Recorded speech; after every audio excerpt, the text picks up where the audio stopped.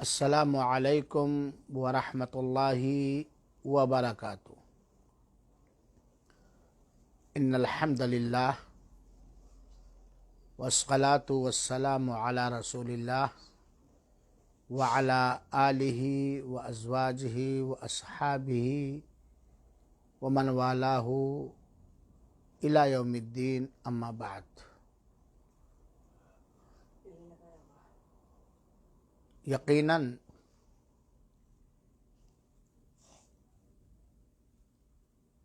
جب جہنم کے بارے میں غور سے پڑھا جائے اور دھیان دیا جائے تو بسا اوقات بلکہ بیشتر وقتوں میں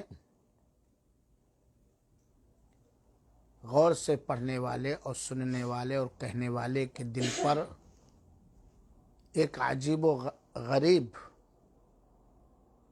اثر پڑتا ہے، اور جہنم کے بارے میں، دوزخ کے بارے میں یا جنت کے بارے میں زیادہ پڑھنے کی بھی ضرورت ہے۔ اسی لیے سرور دو عالم صلی اللہ علیہ وسلم مختلف موقعوں پر مختلف حالات میں اپنے صحابہ کرام کو جہنم سے ڈراتے رہتے تھے اور جہنم کا قصہ بیان کرتے رہتے تھے، بلکہ اللہ کے رسول اکرم صلی اللہ علیہ وسلم نے قبرستان پر ایک صحابی کو دفن کرنے کے بعد بھی ایک واعظانہ نصیحت کی۔ پچھلے سنڈے کو چند مخصوص گناہوں کا مخصوص عذاب، کچھ خاص جرموں کا خاص انداز سے عذاب بتلایا گیا تھا، سزا بتلائی گئی تھی۔ آج بھی کچھ ایسے خاص جرموں کی جہنم کے اندر، دوزخ کے اندر خاص سزا بتلانا چاہتا ہوں۔ آغاز اور شروعات اس دعا سے کر رہا ہوں کہ رب العالمین جنت و جہنم پر ایمان کو مضبوط فرما دے اور ہماری بند آنکھوں کو، بند کانوں کو، بے فکر دل اور دماغ کو ہوشیاری عطا کرے اور جگا دے، اور ہم سب کو، ہم سب کے ماں باپ کو، ہم سب کی ذریت کو، سارے اہل ایمان اور اہل توحید کو جہنم کے عام اور خاص عذاب سے بچائے، ہم سب کو ہدایت دے، اور جب جہنم کے کاموں کی طرف قدم اٹھے، آنکھ اٹھے، کان کھلے، ناک کھلے، دل و دماغ میں اس طرح کے شیطانی وساوس آئے، تو اللہ تعالی ہم سب کو استقامت، اپنی اطاعت پر، اپنی فرمانبرداری پر، دین اسلام پر، دین اور ایمان پر استقامت عطا فرمائے، آمین۔ اس پروگرام میں موجود ہماری ماں اور بہنوں اور ہمارے دوستوں، ساتھیوں، عزیزوں، بزرگوں اور عزیز بچوں، یقیناً جہنم بڑی خطرناک ہے، اور جہنم کے کاموں کو دلچسپ، لذیذ شیطان مختلف انداز سے بناتا ہے۔ جہنم کے کاموں کو شیطان بہت ہی اچھے انداز میں پیش کر کے بہکاتا ہے، پھسلاتا ہے، بہلاتا ہے، بلکہ بسا اوقات ایک کمزور ایمان والا مرد اور عورت اس کے پھندے میں آ جاتے ہیں، اور اللہ تعالی سب کچھ دیکھ رہا ہے، سب کچھ سن رہا ہے، سب کچھ جان رہا ہے۔ آپ یہ بات جانتے ہیں کہ قرآن کریم یہ ہم سب کے لیے زندگی گزارنے کے لیے سلیبس ہے، دستور حیات ہے، اور جہنم کی تاریکی سے بچانے کے لیے ایک بہترین وحی الہی ہے، جس کا پڑھنا، جس کا پڑھانا، جس کا سمجھنا، جس کا سمجھانا، جس پر عمل کرنا، جس کے پیغام کو دوسروں تک پہنچانا، جس کے بارے میں غور و فکر کرنا، ترجمے کے ساتھ یا ڈائریکٹ عربی سے سمجھنا، جہنم سے نجات کے اسباب میں سے ہے، اور خیر ہی خیر ہے، بھلائی بھلائی۔ بسا اوقات ایک مومن بندہ اور مومنہ عورت محنت کر کے، جفاکشی کر کے، بھاگ دوڑ کر کے قرآن کو سیکھتے ہیں، اس کے معنی اور مفہوم پر غور کرتے ہیں، علم دین اور علم قرآن حاصل کرتے ہیں، لیکن شیطانی پھندوں میں پڑھ کر اسے بھلا دیتے ہیں، فراموش کر دیتے ہیں، جانتے ہیں یہ چیز حلال ہے یا حرام ہے، لیکن شیطانی پھندوں میں آ کر اسے چھوڑ دیتے ہیں۔ تو جو آدمی قرآن سیکھے، اس کا علم حاصل کرے، اور سیکھنے اور عمل یاد کرنے، معنی مفہوم سمجھنے کے بعد بھی اسے بھلا دے، اس پر عمل کرنا چھوڑ دے، تو اس کی کتنی کڑی سزا اللہ کے رسول اکرم صلی اللہ علیہ وسلم نے اپنی آنکھوں سے دیکھا۔ اسی طریقے سے اللہ کے رسول اکرم صلی اللہ علیہ وسلم کی مختلف فرمودات سے، حدیثوں سے پتہ چلتا ہے کہ فجر کی نماز بہت ہی اہم نماز ہے، ساری پانچوں نمازیں اہم ہیں، لیکن کچھ نمازیں خصوصیت کے ساتھ بہت ہی اہم ہیں، جیسے عصر کی نماز اور فجر کی نماز۔ اللہ تعالی ہم سب کو فجر والوں میں سے بنائے۔ بڑی کوتاہیاں ہو جاتی ہیں شیطانی پھندوں میں آ کر کے۔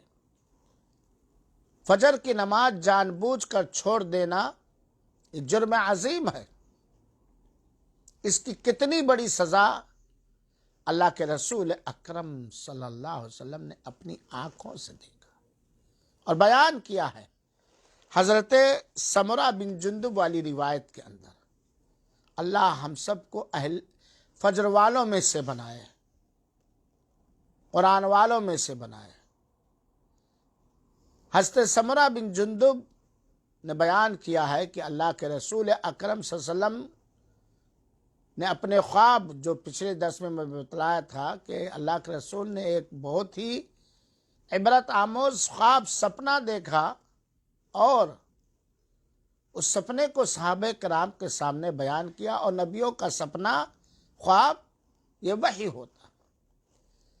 اللہ کے رسول اکرم صلی اللہ علیہ وسلم فرماتے ہیں حضرت سمرہ بن جندب والی روایت میں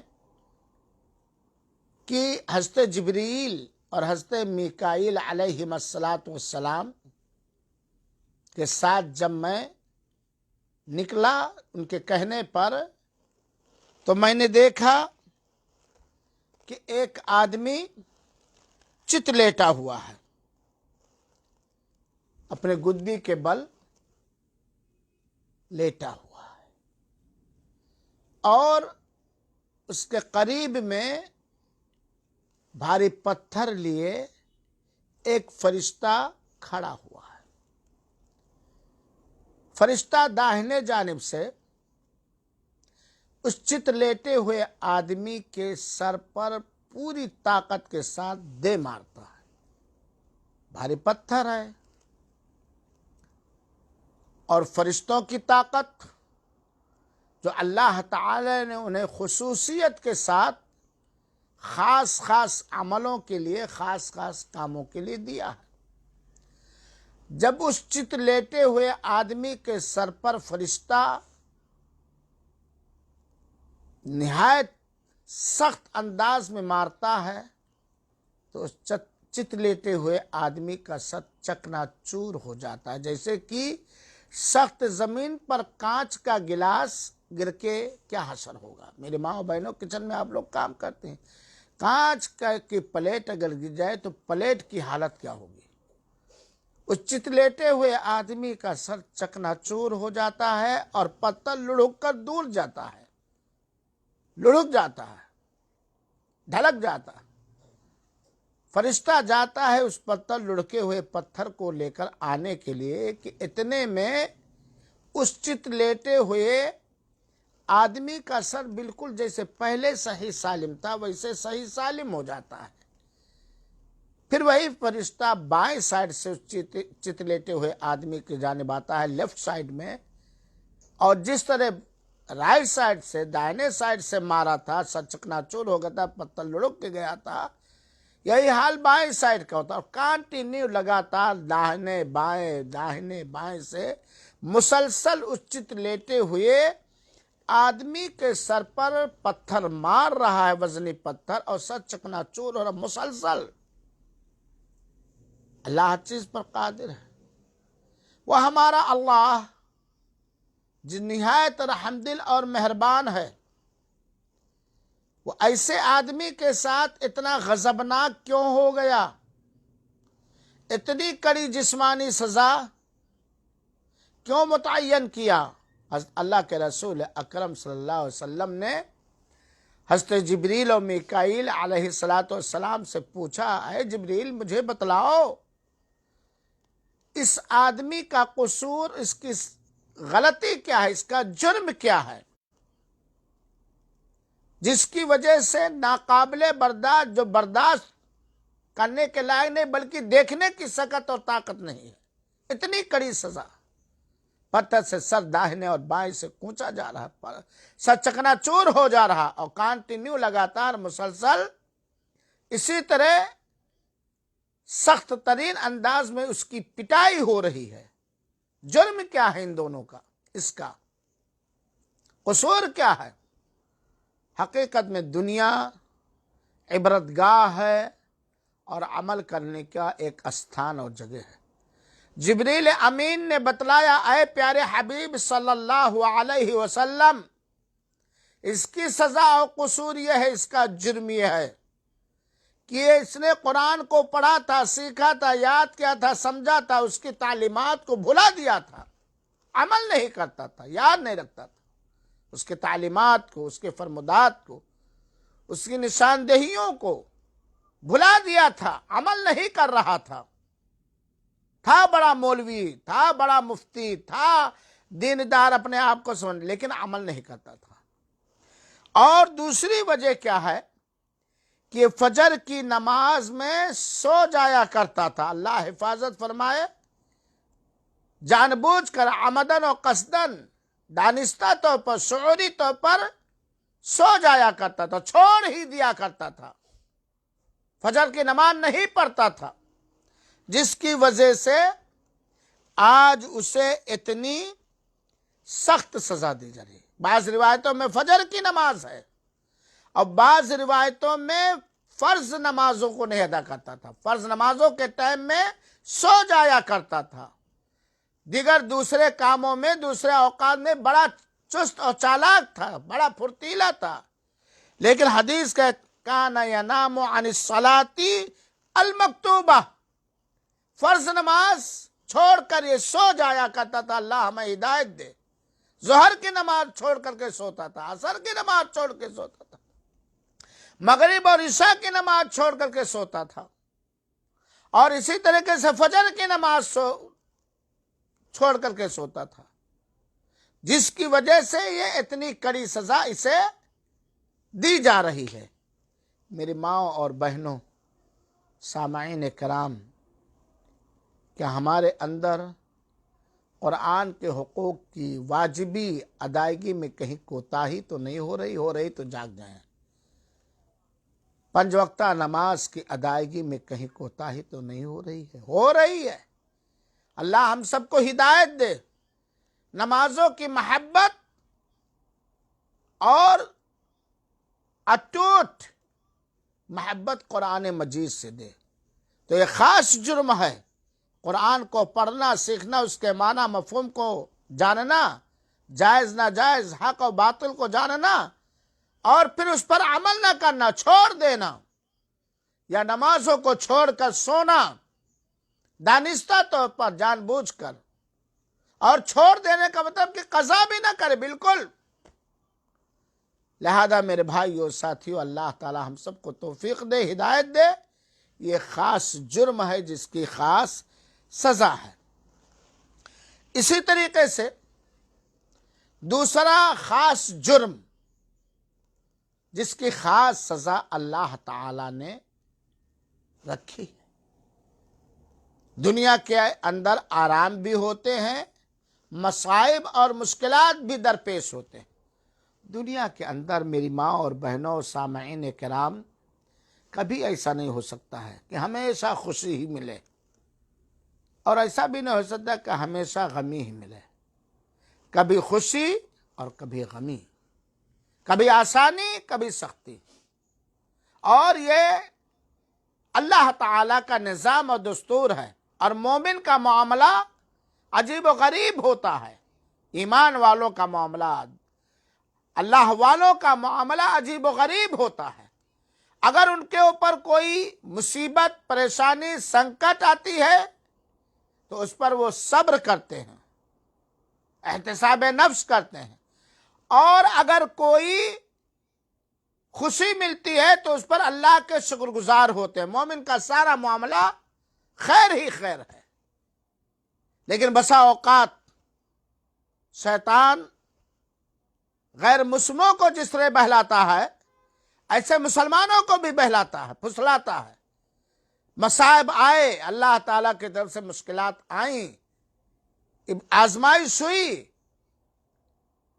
شیطان نے ہوا دیا، خودکشی کر لیا کرتے ہیں، اپنے گلوں میں پھانسیاں لگا لیا کرتے ہیں، ریوالور اور بندوق سے اپنے سینے کو چھلنی کر کے موت کے گھاٹ اتر جاتے ہیں، جس کو آتم ہتیا یا خودکشی کرتے ہیں۔ یہ خاص جرم ہے جو نہایت حیوانیت کا جرم ہے۔ اسلام کے اندر عزت و آبرو، مال اور دن اور عقل کی وغیرہ کی حفاظت پر خاص دھیان دیا گیا ہے۔ اللہ تعالیٰ نے کبھی بھی کسی بھی حالت میں خودکشی کو جائز نہیں قرار دیا ہے، بلکہ یہ بڑا جرم ہے۔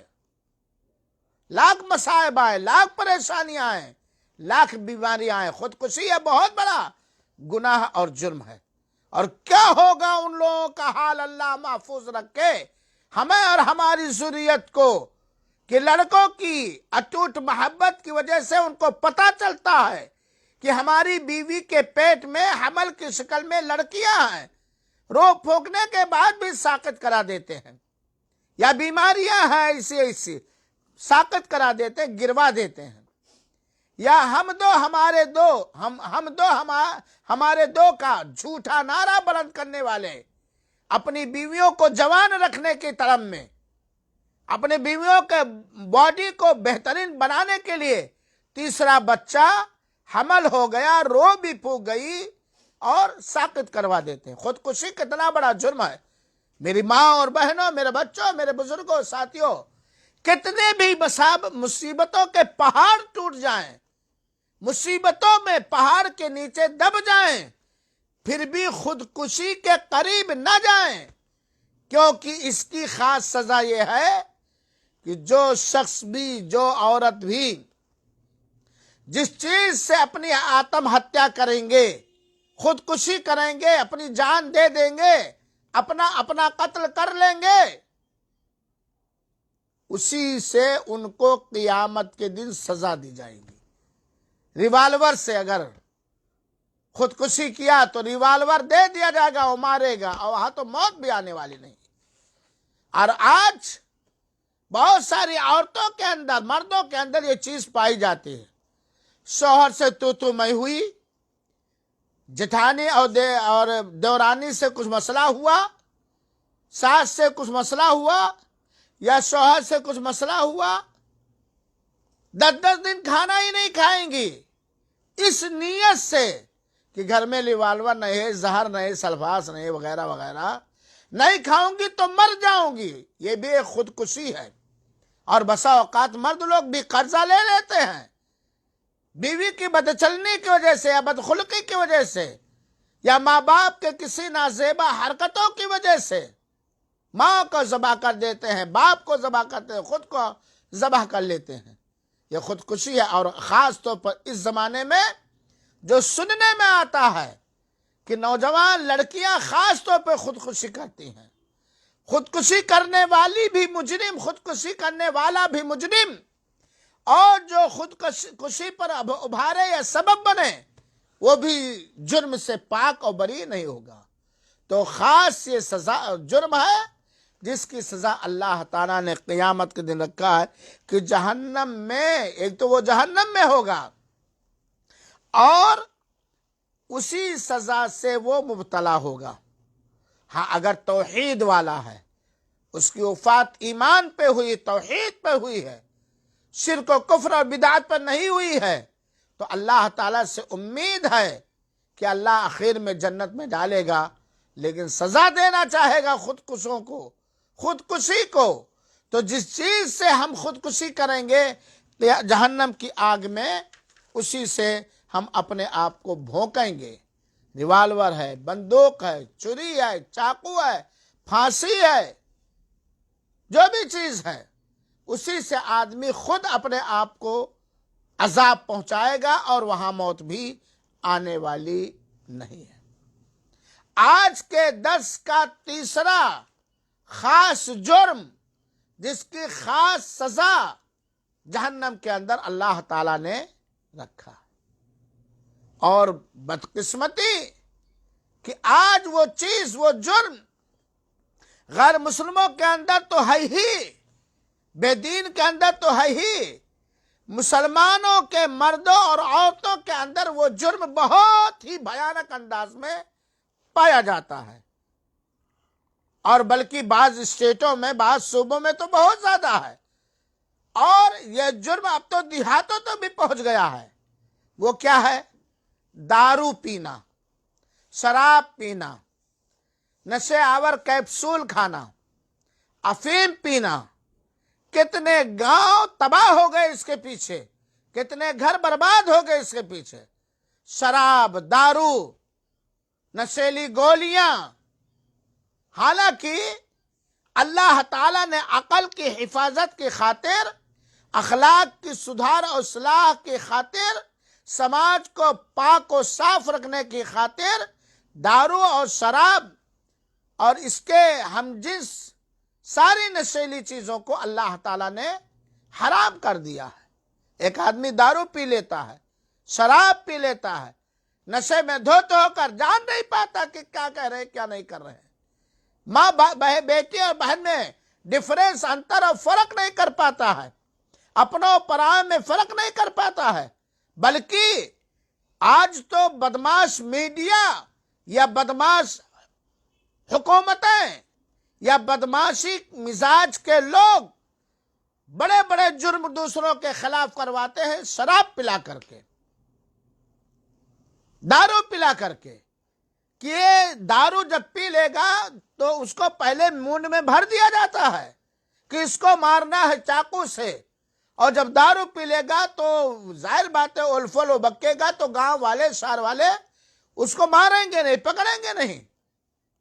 یہ دارو اور شراب پینا اور پلانا، اس کا بیچنا، یہ بہت بڑا جرم ہے میرے بھائیوں ساتھیوں، اور اس جرم کی سزا جہاں بہت ساری ہے، دنیا کے اندر بھی کوڑے مارے جائیں، سنجیدہ سماج ایسے لوگوں کو گری نگاہوں سے دیکھتا ہے، لیکن شراب پینے والوں کی سزا جہنم کے اندر خاص انداز کی دی جائے گی، اور وہ سزا یہ ہے کہ جہنمیوں کا بدبودار پسینہ انہیں پلایا جائے گا۔ استغفر اللہ، استغفر اللہ۔ شراب پینے والوں کو، دارو پینے والوں کو، اور اس کے ہم جنس گولیاں کھانے والوں کو جہنمیوں کا پسینہ، بدبودار پسینہ پلایا جائے گا، کیا حال ہوگا؟ اللہ تعالی ہم سب کی حفاظت فرمائے۔ ایک اور خاص سزا اور خاص جرم جو اکثر ہم لوگ بیان کرتے ہیں وہ یہ ہے کہ اللہ تعالی نے ہمیں اور آپ کو صرف اپنی ہی عبادت کے لیے پیدا فرمایا ہے، اور عبادتوں کے قبول ہونے کے لیے دو بنیادی اہم شرطوں کی ضرورت ہے۔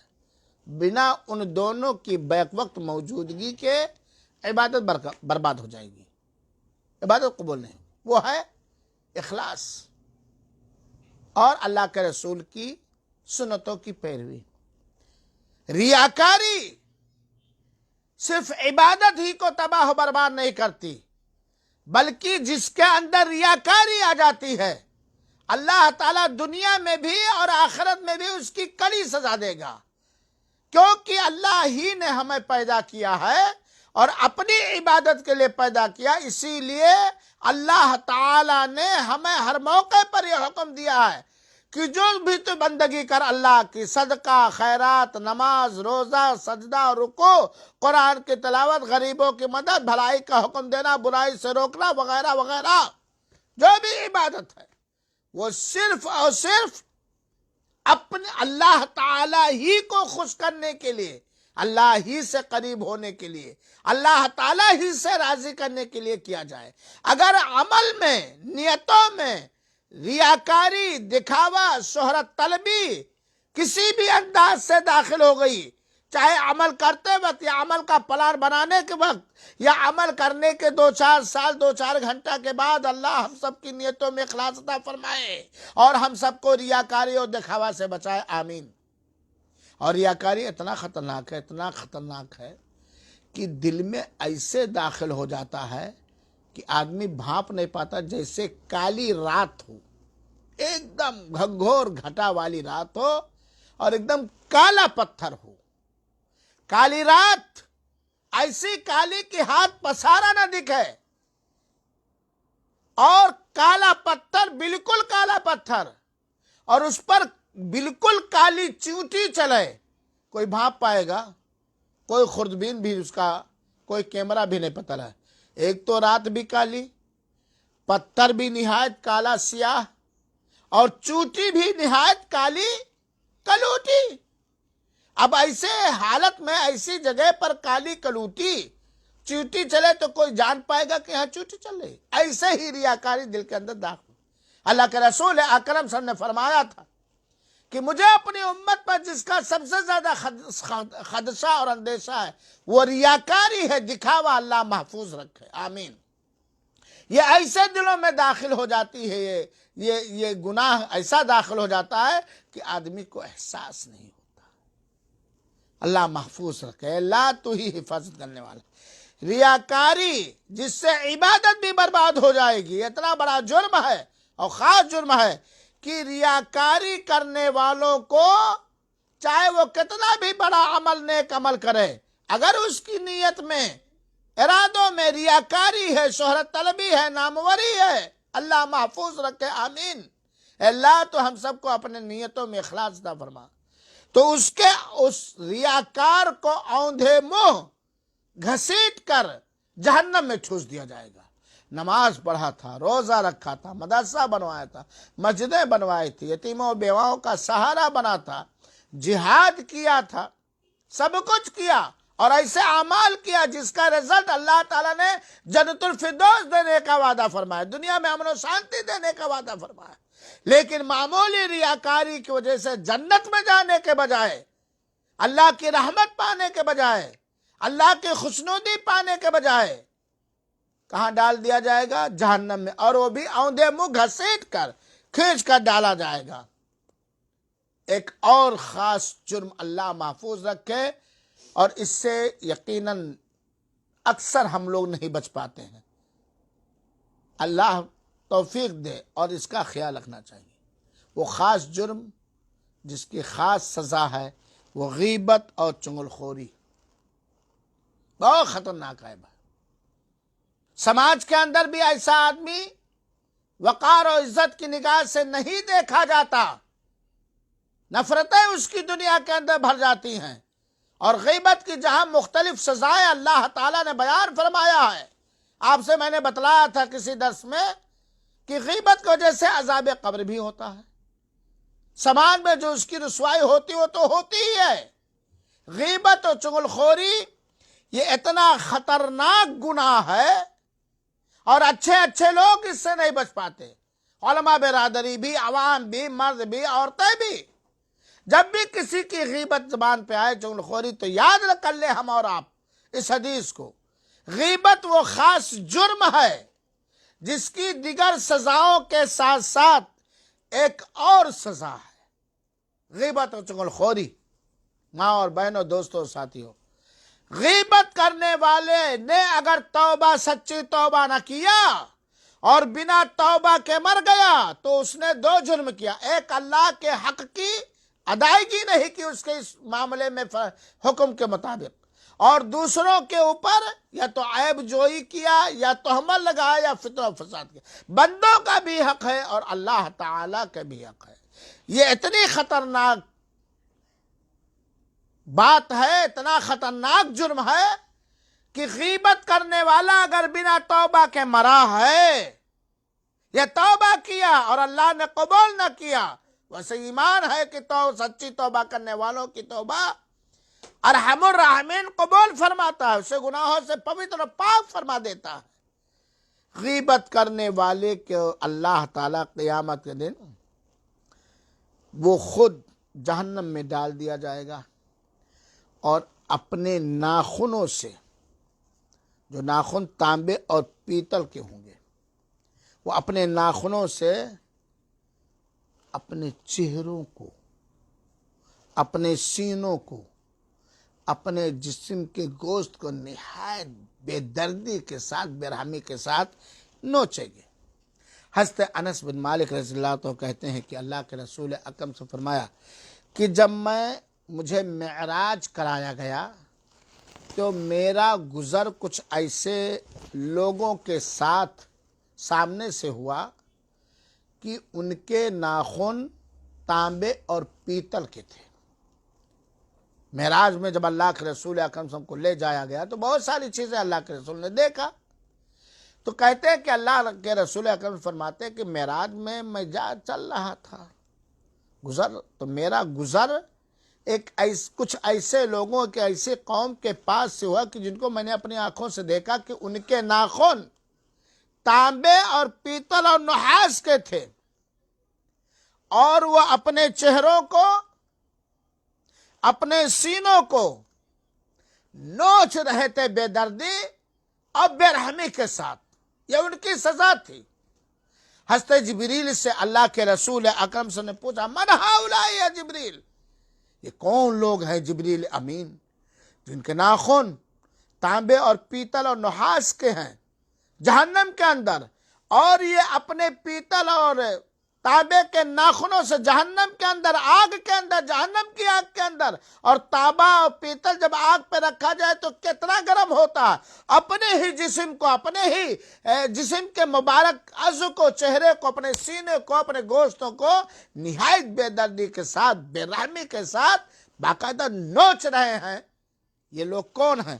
تو اللہ حضرت جبریل نے کہا، ہؤلاء الذین یأکلون لحوم الناس ویقعون فی اعراضہم۔ اے اللہ کے رسول اکرم صلی اللہ علیہ وسلم، یہ وہ لوگ ہیں جو دنیا کے اندر لوگوں کے گوشت کھایا کرتے تھے، لوگوں کے گوشت کھایا کرتے تھے، بنا لوگوں کے، اپنے رشتہ داروں کے، اپنے دوستوں کے، اپنے اساتذہ کے، اپنے ساتھیوں کے، اپنے ہمسروں کے بنا گوشت کھائے ان کا پیٹ نہیں بھرتا تھا، لوگوں کے گوشت کھایا کرتے تھے۔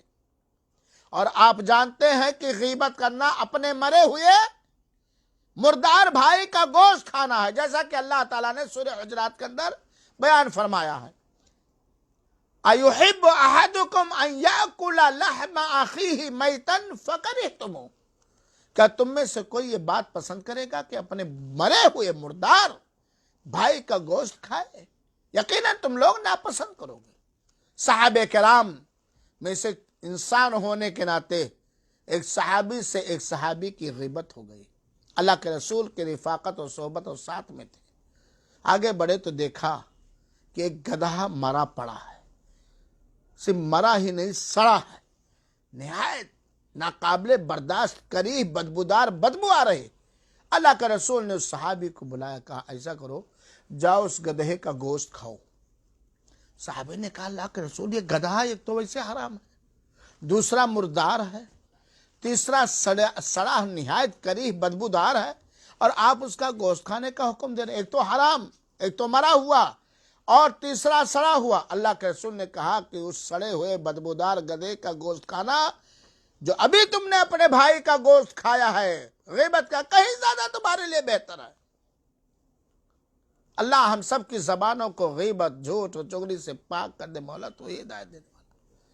جبریل نے بتایا وہ لوگ ہیں جن کے ناخن پیتل اور تانبے کے ہیں اور اپنے چہروں کو نوچ رہے ہیں، کیونکہ یہ لوگ دنیا کے اندر غیبتیں کیا کرتے تھے اپنے لوگوں کی، اور ان کی عزت و آبرو پر داغ لگایا کرتے تھے، چیمی گوئی کیا کرتے تھے، تبصرہ کیا کرتے تھے، عزت ریزیاں کیا کرتے تھے. ابو داؤد کی روایت اور صحیح روایت ہے.